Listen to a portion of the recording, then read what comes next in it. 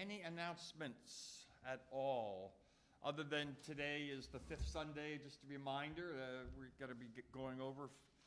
And hopefully you brought a side for appropriate for barbecue, because they're got burgers and hot dogs. So we look forward to doing that. That's very important, that fifth Sunday of the month. And then we've got Seasoned Saints on Thursday coming up. We're looking forward to that at 11 o'clock. Sign up has been very slow. I don't know what to make of that, but hopefully there's sign-up sheets in the back, so please take, we need, right now I only have like 6 people that have called and reserved. I think they're about 18 signed up. Oh, Ilona said last week there was nothing. There is some. Oh, good, thank you. Yeah.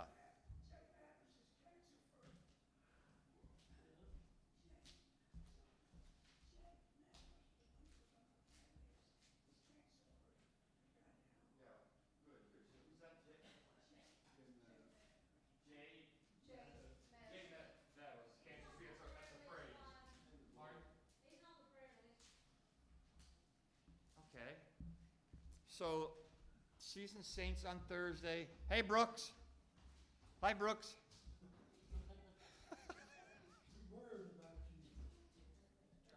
We were out yesterday for a couple hours cleaning up. We gave up trying to burn the wood that we have piled up. 3 piles of wood, 8 foot tall, probably 6 foot wide, branches and wood. And I just got a wood chipper. I rented a wood chipper this week, and I still have my hands, so that's good, and my fingers. But we ended up we got piles of mulch. So we were moving the mulch. So this morning, long story short, about 7:15 or so, I'm in there sitting there reading, and I hear out in the garage, it's Brooks. Brooks went into the garage and got the shovel out, and was ready to go back down again. He loved it. He was helping us pour that mulch into the back of the wagon on the back of my tractor and pulling it up. But anyhow, so that's good. So the Seasoned Saints on Thursday. The next big thing then, of course, is as we near the end of Lent now, we got to start thinking about Holy Week coming up in the Service of Nails on the 18th, which is a Friday at 7 o'clock. I'm going to meet with everyone who's participating an hour earlier that night at 6 on Friday night for the Service of Nails. And then, of course, Easter Sunday is going to be like we've done in the past, and like I think you've done in the past for years, and that's 7 a.m., Lucas Avenue Baptist. Right after that, men's breakfast for all of us to make the breakfast. And then I believe there's no Sunday school that morning on Easter Sunday, right? So that's Easter Sunday, and then a regular service at 11. Yes?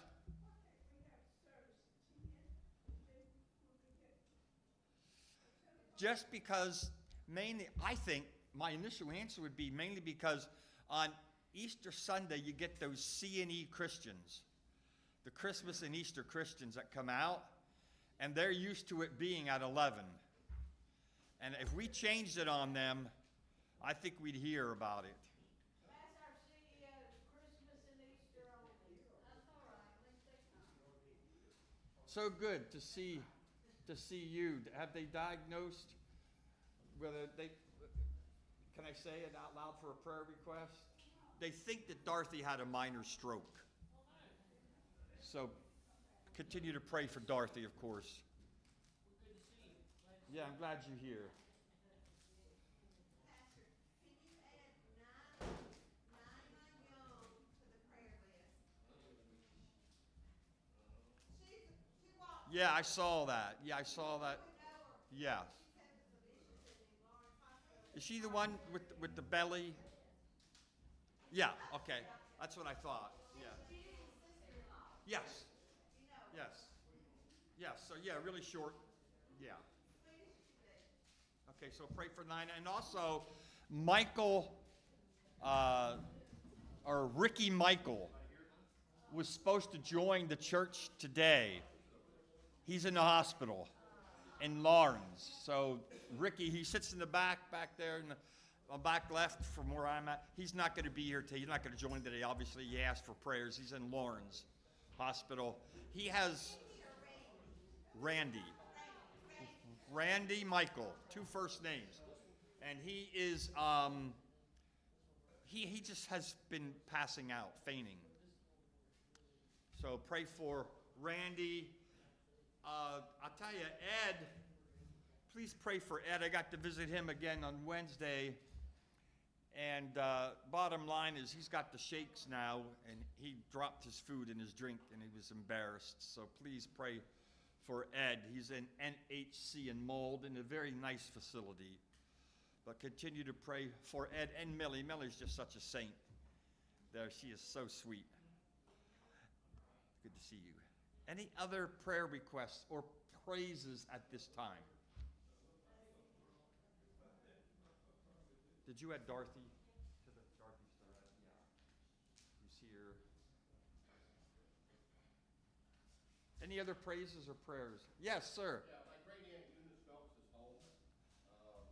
She fell and they thought she broke her hip, but she just, what they're able to repair it instead of replace it. So she's doing much better now, so I appreciate all the prayers. She's on the list? Yeah, Eunice. Still, Yeah. And I still like to everybody keep her in prayers. Eunice Phelps, yeah.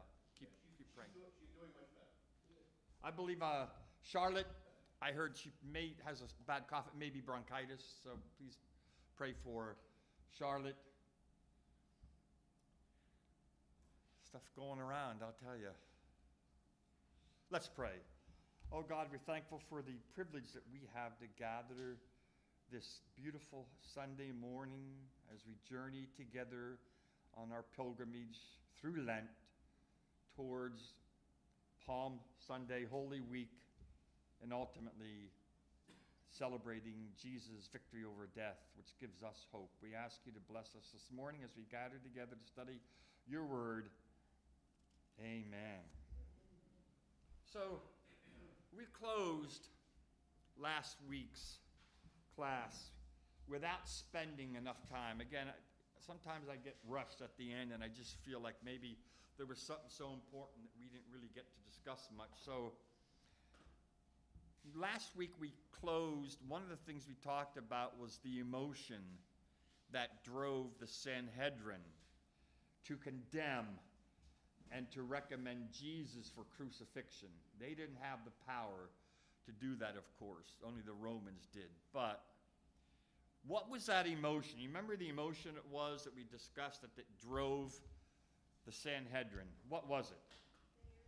Yes, it was fear. What was the charge against Jesus? Do you remember? The charge was blasphemy. And the emotion is fear. So, how do you define fear?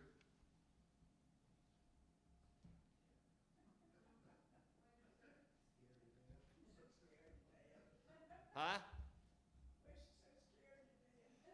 Scared to death. Fear, yeah. Uncertainty. Or not being able to cope with the unknown. There it is. Uncertainty, unknown. Remember, I said, I believe the greatest fear is fear of the unknown. Fear of the unknown. It's like, you know, when you get cancer. So much unknown. You just don't know. And so that's great fear. And of course, the elephant in the room of fear, the big, big, big, big fear for everyone is what? Death.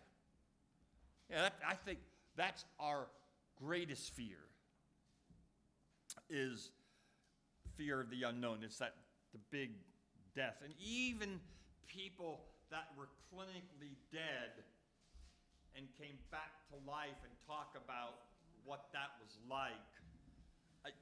I don't know. I find myself skeptical. I don't know why, but I just find myself kind of like doubting Thomas.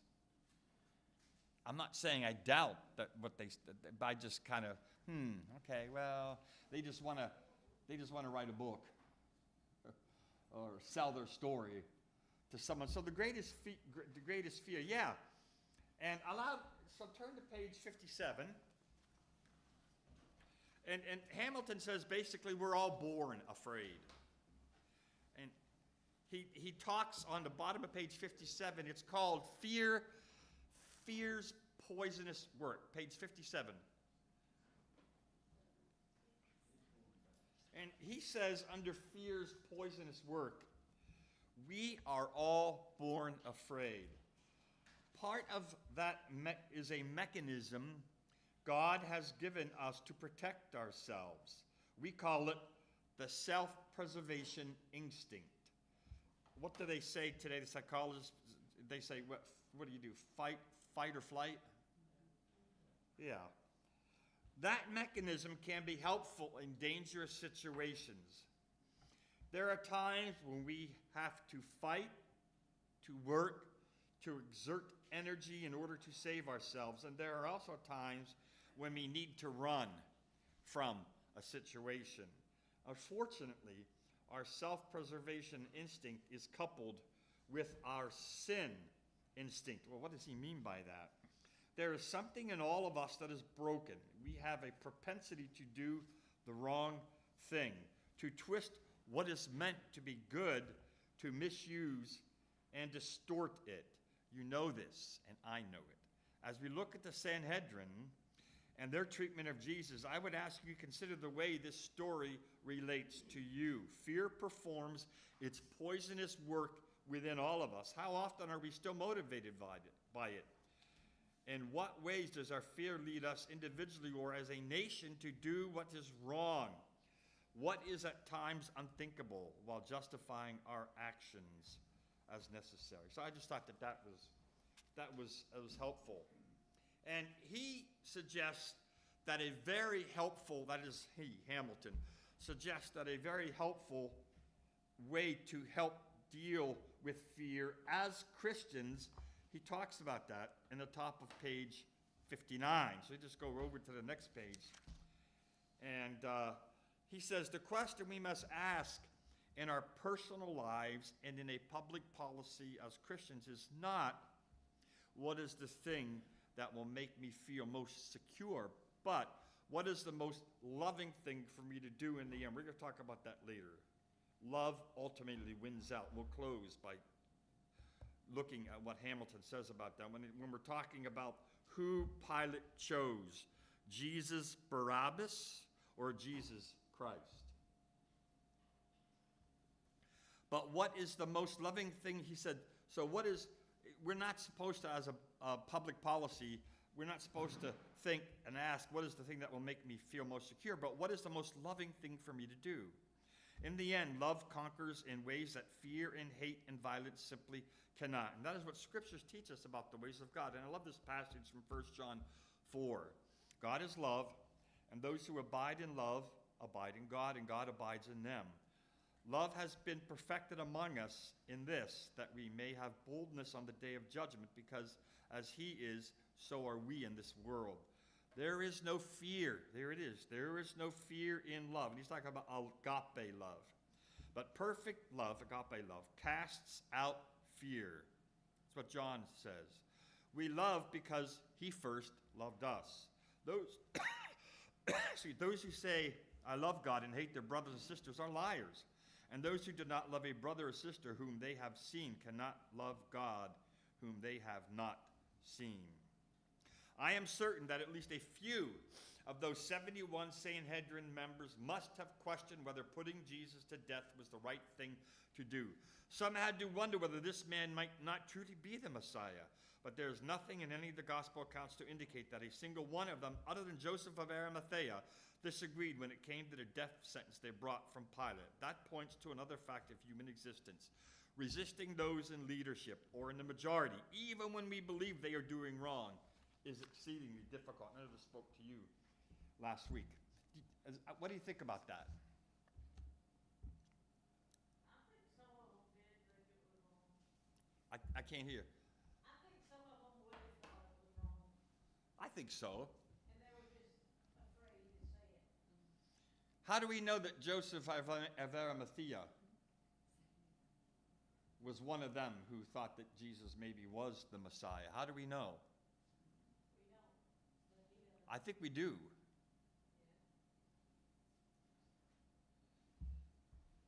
If I remember correctly, I believe that he was buried where? Jesus. Yeah. Joseph of Arimathea was one of the members, one of those 71 who offered a place for Jesus to be buried, a grave. And he was a member of the Sanhedrin. I remember when Ilona and that meant a lot to, I'm sure, the immediate Mary and Martha and them, and Peter, who were with Jesus to the bitter end. I remember we lost April in college. One of the church members of this is one of the reasons why we're Methodist today. We went to a small Methodist church in Hume, which was a town next to Houghton, the college I went to. And this Methodist church one of the members offered one of their grave sites, and helped pay for April's burial. It meant a lot. It really did mean a lot to us. And again, is one of the reasons why we ultimately became United Methodist. So, let's watch this video, and we will not read the lesson from Mark 15 because Hamilton does so. He goes over a couple verses in the video. So let's watch it now.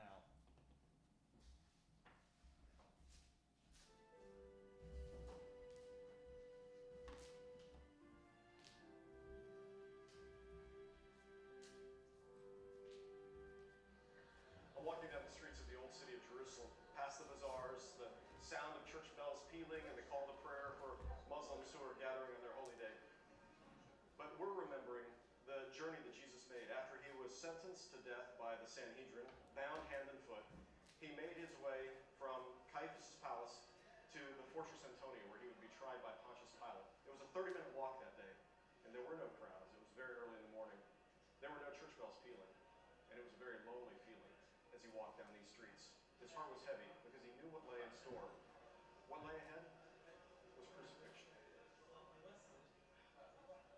Mark tells us in chapter 15, as soon as it was morning, the chief priests held a consultation with the elders and scribes and the whole council. They bound Jesus, led him away, and handed him over to Pilate. This is a scale model of Jerusalem in Jesus' day. The temple stood prominently in the center. The city of David, the location of Caiaphas' house and Jesus' imprisonment, was to the south and west of the temple, to the left and rear of this model. On the northwestern corner of the temple was the Antonia fortress, built by Herod the Great as a military barracks. It became the seat of Roman authority and power in Jerusalem following Herod's death.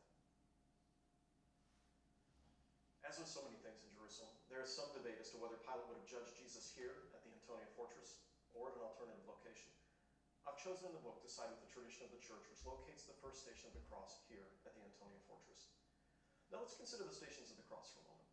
The Via Dolorosa, the way of suffering, marks the steps of Jesus from his condemnation to his burial.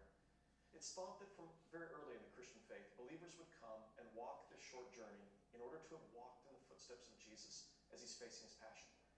Beginning in the 14th century, the Franciscans developed stations of the cross, 14 stops along this journey, used devotionally for pilgrims retracing Christ's steps.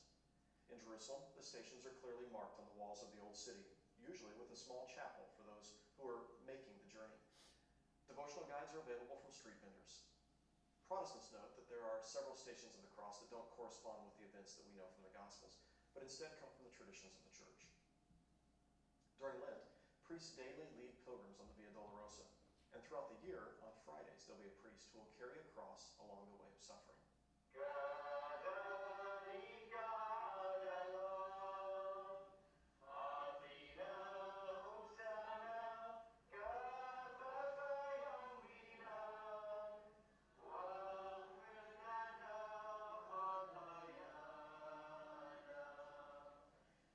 Pilgrims who visited the Holy Land took back the idea of the stations of the cross to their churches as a way of inviting people who could not make the journey to Jerusalem to experience it in their own sanctuaries. More recently, an alternative set of stations has been developed called the Scripture Way of the Cross. These are used both by Protestants and Catholics and come directly from the Scriptures. Google this online. I think you'll find it, and I think you'll see it'll be a powerful tool that you could set up in your own church as a way of helping people walk with Jesus in this final journey of his life. Now let's return to the Scriptures to see what happens next. Now at the festival, he used to release a prisoner for them, anyone whom they asked for. Now a man called Barabbas was in prison with the rebels who had committed murder during the insurrection. So the crowd came and began to ask Pilate to do for them according to his custom. Then he answered them, "Do you want me to release for you the king of the Jews?" For he realized that it was out of jealousy that the chief priests had chief priests stirred up the crowd to have him release Barabbas for them instead.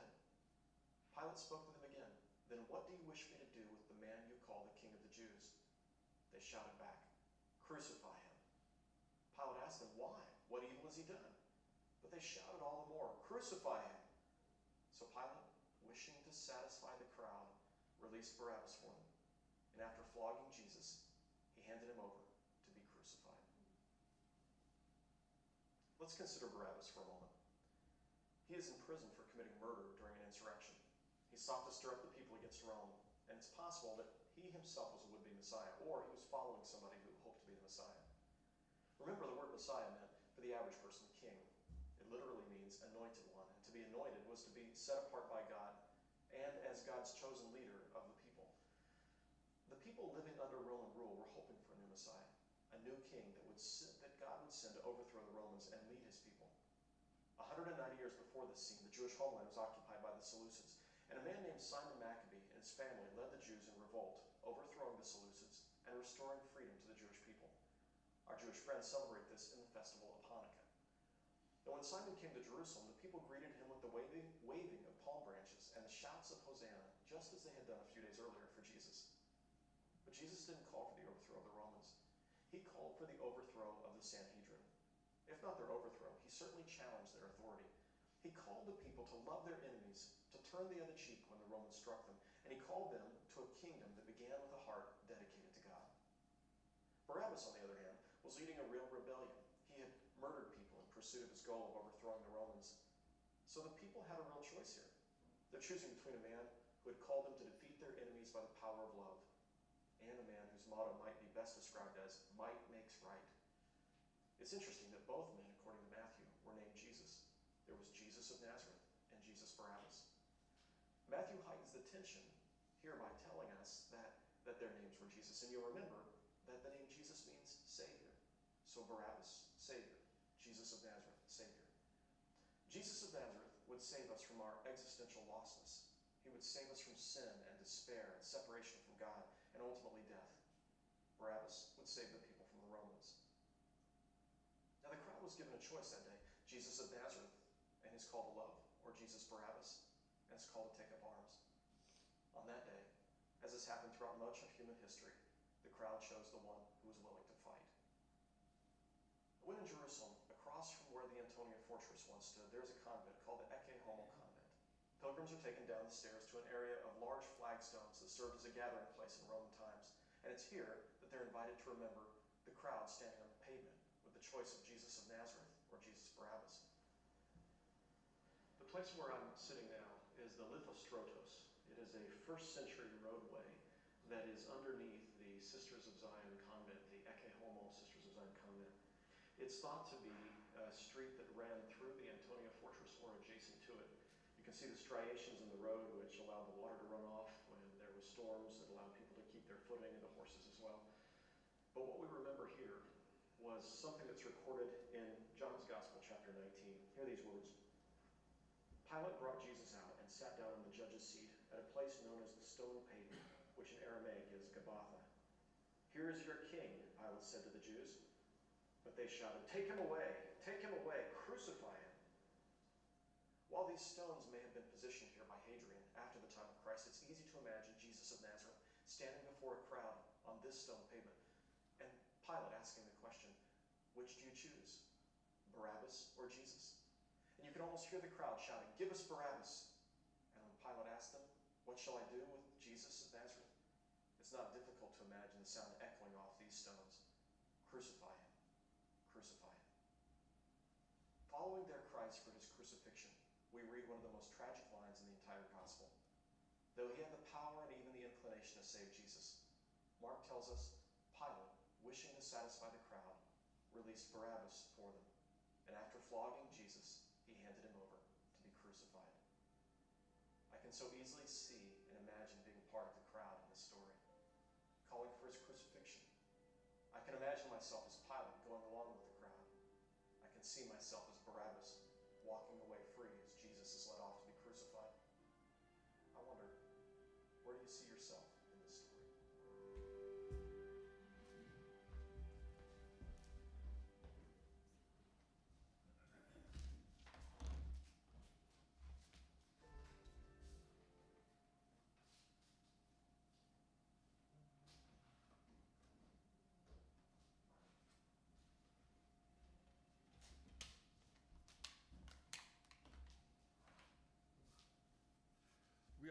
how this ends.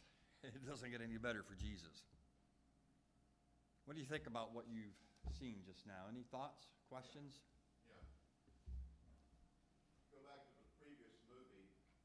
The author said that Jesus was moved at night so as not to anger the people.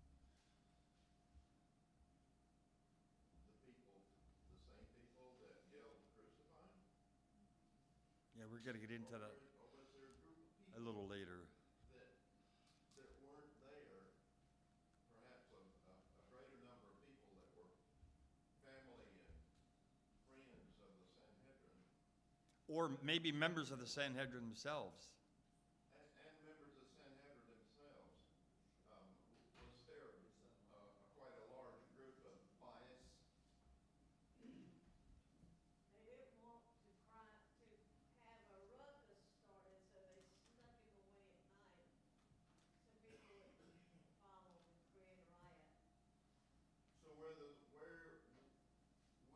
the ones who could have had the ruckus, as you say? I don't know where they were. They're probably sleeping in their beds. Maybe they changed their thoughts. They changed, got caught up in the, And went along with the crowd. What time do we think about was it when he was on the stones and they were yelling, "Crucify him, crucify him"? According to Hamilton, that was like 6 a.m. on Friday. I think it's amazing that Pontius tried 3 times to not crucify him. He didn't want to kill him. What has this man done? Nothing. He hadn't done anything wrong. Committed blasphemy in their eyes. Yeah, and his wife even told him, have nothing to do with this man. You know, she had a dream about him. I think Pontius Pilate really didn't want to kill him, because he knew there was nothing wrong with him. He hadn't done anything wrong. He didn't see any reason to kill him. Jewish laws. You what? He hadn't broken any laws. He hadn't broken any laws. He hadn't done anything wrong. You know, you got 3 there, 3 times. Always on the wrong end. And broke any Roman laws. And the Sanhedrin, as we learned last week, were the religious theologians of the day. They were the people that were in charge theologically, and I think they reacted out of fear because Jesus posed a threat to them and their authority. And he questioned that's what he did the whole week until they crucified him. Because remember, as I said earlier, he told his mom back at the wedding at Cana, at his first miracle, "My time has not yet come." And yet, I think it's undeniable that as of at least Sunday, Palm Sunday, he knew his time had come. And so he was just going to tell it like it is, knowing the outcome, calling them out, calling them names. Hypocrites, he called them, didn't he? The Sanhedrin. You brood of vipers, he called them. I still don't know what that means. It sounds pretty nasty, but vipers are snakes, right? They were losing control. Hmm. They had control of everything. They were scared of Jesus. They were afraid he was going to take over. Yeah, it was really heated times, no doubt. The key insights from the video, just to remind you, is the Via Dolorosa, or the way of suffering, marks the steps of Jesus from his condemnation before Pilate to his burial. The Stations of the Cross were developed by the Franciscans in the 14th century. Is a devotional journey of 14 stops, allowing pilgrims who visit there to retrace Jesus' journey, his steps along the way of suffering. And Pilate gave the crowd a choice between Jesus Barabbas and his call to take arms, and or Jesus of Nazareth and his call to love. the crowd chose the man who represented the more widely view held of the Messiah, which their view of the Messiah, which that he would be the one who would lead a revolt against and overthrow the Romans. In short, the crowd chose violence over love. We're going to close out later on at that thought. Before getting into our chapter, actually the chapter itself, let's again acquaint ourselves with a timeline of the days and hours leading up to our chapter. Jesus, Barnabas, and Pilate.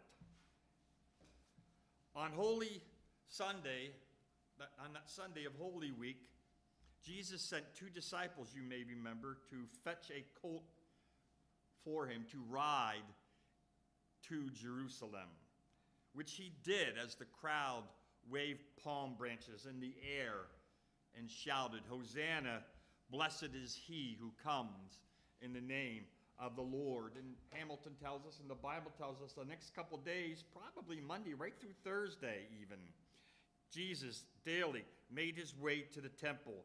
And there, on Monday at least we know, as he watched as people bought and sold goods in what amounted to be an open marketplace, he became visibly upset, you remember, eventually overturning the money changers' tables and drove out the merchants, saying, "My house will be called a house of prayer for all nations, but you have made it a den of robbers."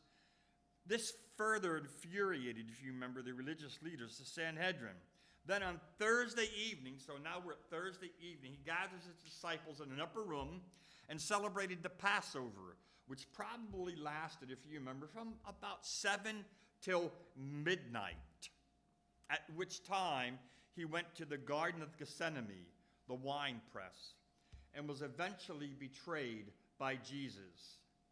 In last week's lesson, you may remember, he was imprisoned probably under the high priest Caiaphas' house and appeared before the Sanhedrin, all of which took place probably between 3 and 7 a.m. Friday morning. And that brings us then to today's lesson in our chapter. When you hear the name Barabbas, what comes to mind when you hear that name, Barabbas? And someone even shared with me earlier, they did not realize that his first name actually was the same as Jesus, Barabbas. What comes to mind when you hear that name, Barabbas? Murderer. Yeah, he was, apparently we think leading a revolt, acting as or for a Messiah. Murderer? Yeah, he'd murder. He was in there, charges were murder. Barabbas. What else comes to mind? Anything?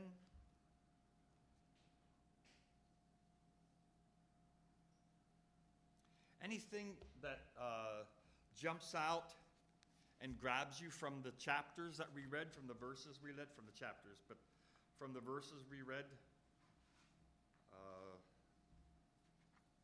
Jesus, Barabbas, and Pilate started on page 71. Anyone, anything jump out, grab you? Any questions at all?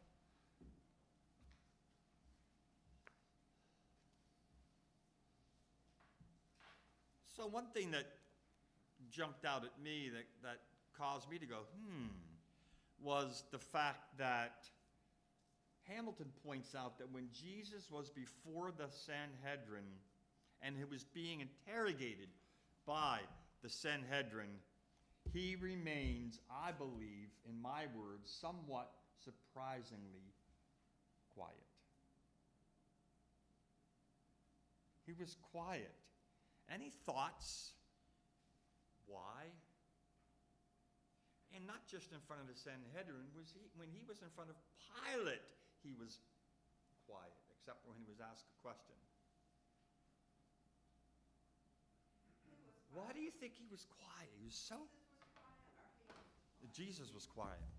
Really quiet. Silent. Did not talk at all. You would think he would want to maybe, any last word, give a defense but he just, He knew it was his time. I think he knew it was his time. What was there to say? hmm, He didn't want to change their minds. wow. Okay. I mean, I think he knew it was the only way to release us from our sin. They make and it's probably a conversation you could dive into for days about the symbolism, he releases Barabbas, that's symbolic of him dying for our sins. Oh. Our releasing the sinner, and like I said, that's a whole nother topic you Yeah, it can is. talk about. Yeah.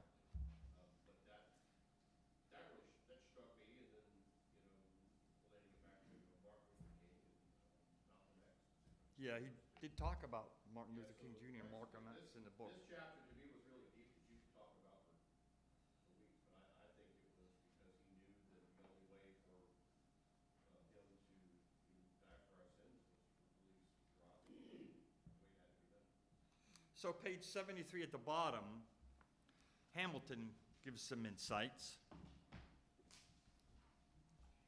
And he says, quote, "When I read about Jesus' silence at his trials, I think in part of his resignation, or better yet, his determination he knew it was his time to die.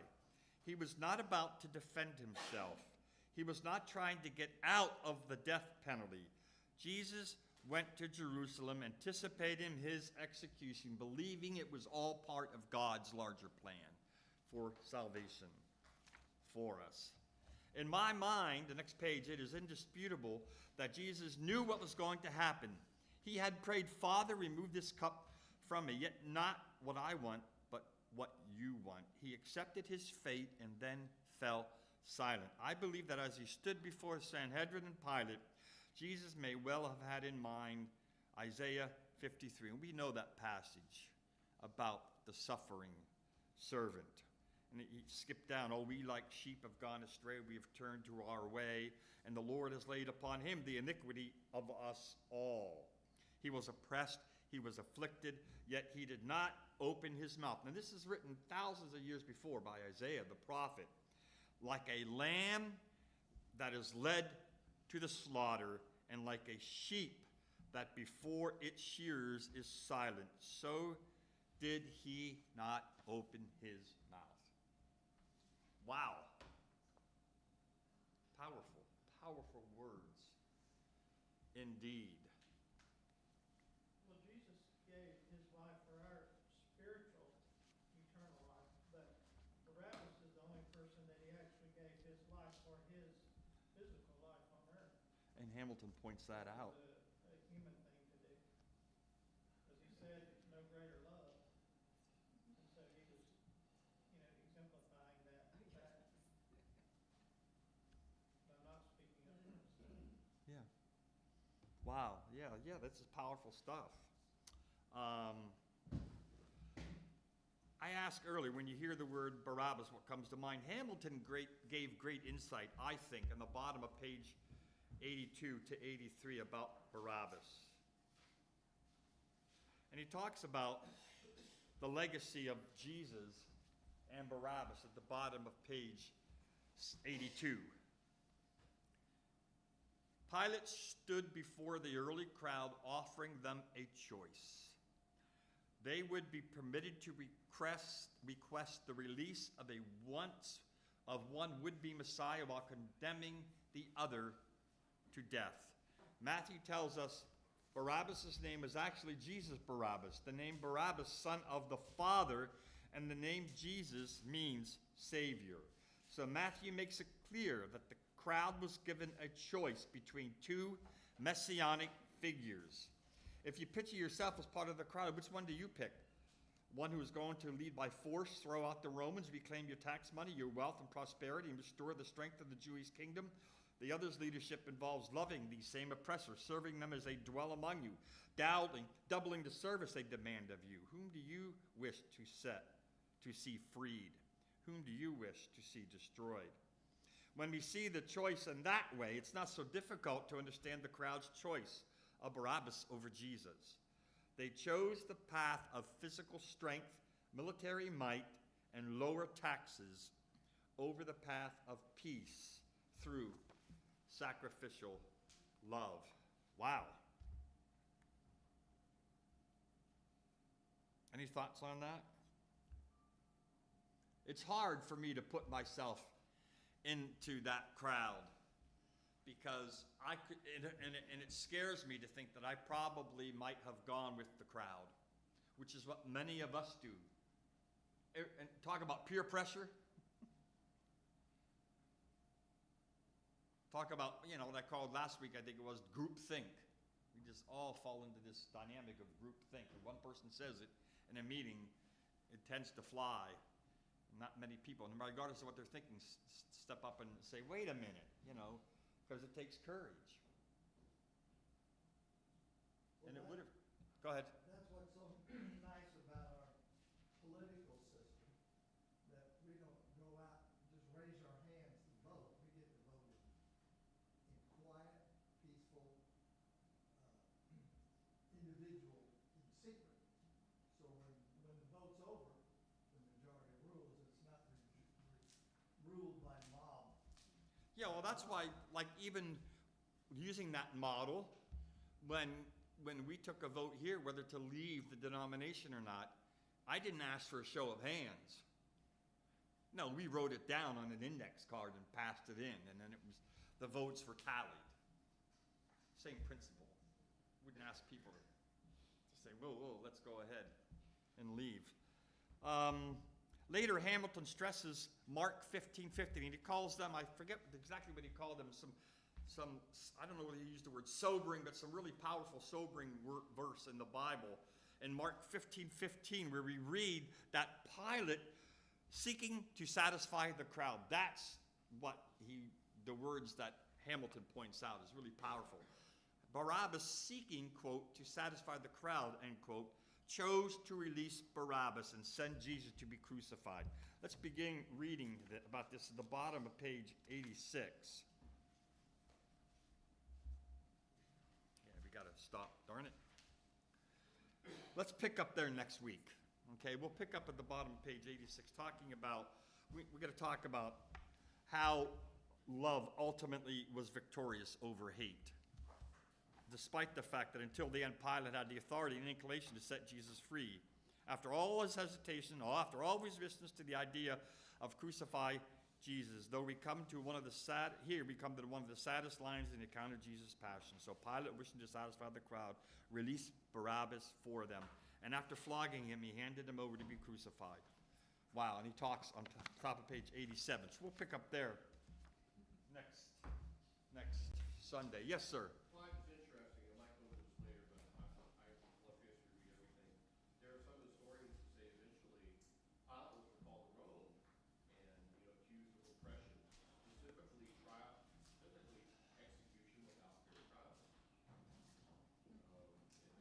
I wonder if Josephus, that Roman historian, wrote about that, or not Roman, but the. It's another rabbit hole, but he was called back to those people being oppression, specifically for no fair trial.